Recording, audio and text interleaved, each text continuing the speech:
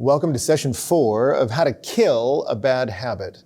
One of my favorite authors of all time is John Owen, the Puritan theologian. He wrote so many books on what we're talking about, how to kill a bad habit, how to fight a temptation, how to do what we're here to do. And his work had a profound impact on my life. I named my son Owen. And one of the great gifts he gave us, one of the best tools to fight against a bad habit, is what he called loading the conscience with guilt. And I remember when I first read that, load the conscience with guilt, I thought, that sounds wrong. Like, that doesn't sound like something someone should do at all. But then I realized, he wrote a long time ago. Maybe there's a language barrier here. What exactly does he mean? And as I read what he meant in his book, he was talking about, before you engage in a behavior, consider all the negative outcomes downstream. And if you don't want those outcomes, then don't put in this input. And I thought, now that makes sense. And that's our next challenge. Before you engage in a temptation, look downstream and say, if I make this decision, it's going to lead to a destination. If I jump in this boat, it's going to take me downstream. And do I want to go there? And if I don't want to go there, let me not do this here. One of the best ways to fight temptation is to load the mind with guilt, as John Owen said, or what I would say is paddle downstream. Before you engage in a temptation, look at its destruction. James helps us with this in James chapter 1, verse 14. He says, but each person is tempted when he's lured and enticed by his own desire. That's the power of temptation, is it's enticing. It sounds good. It's not asking you to do something that feels crazy. It's getting your mind's attention and stirring your affection to do something that will produce pleasure. And yet James says, but as it allures you, look past it. And say, when that desire conceives, it gives birth to sin. And sin, when it's fully grown, brings forth death. It's interesting, in Greek, nouns can have a masculine or feminine aspect, and he's playing with the feminine aspect of the word desire. He says, when you unite your will with your desire, when you consummate with that temptation, she gives birth to a baby called sin. And when sin grows up, she gives birth to a baby called death. It's a disturbing image that birth is supposed to be exciting. It's literally the presence of life. And he says, when you unite with desire, which feels good, be careful, because she's going to have a baby downstream called death, the absence of life. And he says, if you can get your mind there, it might help you make a different decision back here. I know for me, when I first catastrophically hurt my back, it was kind of a question, would I be able to walk?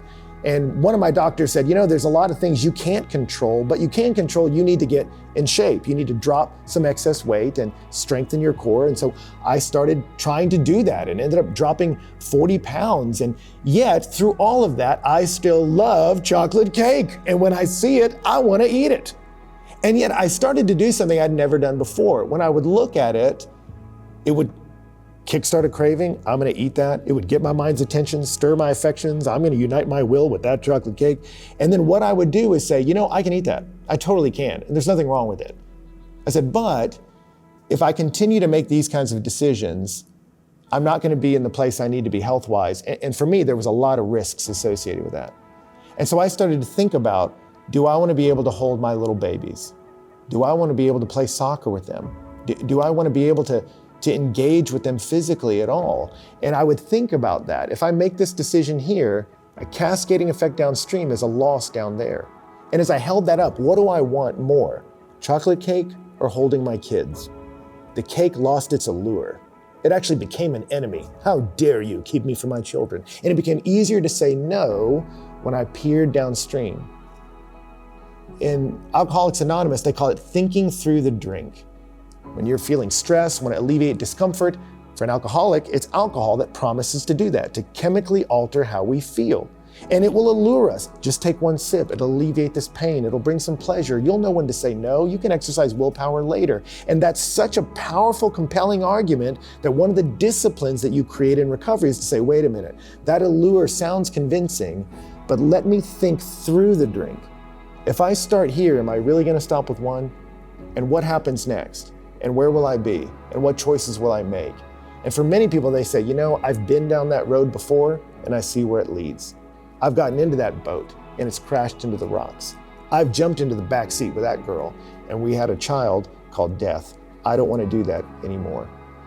The book of Proverbs encourages the young man to do that as he thinks about sexual temptation. He tells them, hey, don't go near the door of her house. And then he lists off every bad outcome. Hey, think about her husband. Think about the financial ruin. Think about all the damage. Load your mind with the thoughts of the negative consequences because it'll make her look a lot less attractive in the cold light of day. One of the best weapons we have to fight a bad habit, to kill an addiction, to make war on a sin, is to peer downstream. If I don't like the outcome, let me change the input. So let me encourage you. You've made a list of detail about the activity you want to stop. You've made a list of the pleasures it promises, the pain it promises to alleviate. Now I want you to make a list of the negative consequences. If I continue to do this act, what will it cost me? What will it cost my marriage? What will it cost my friendships? What's it keeping me from? Me being locked into this activity? What's it keeping me from in the world that I want to do? Start listing every negative outcome you can think of. And I promise you, sin loses its allure in the cold light of day. Make that list. That's your challenge today. And I'll see you next time.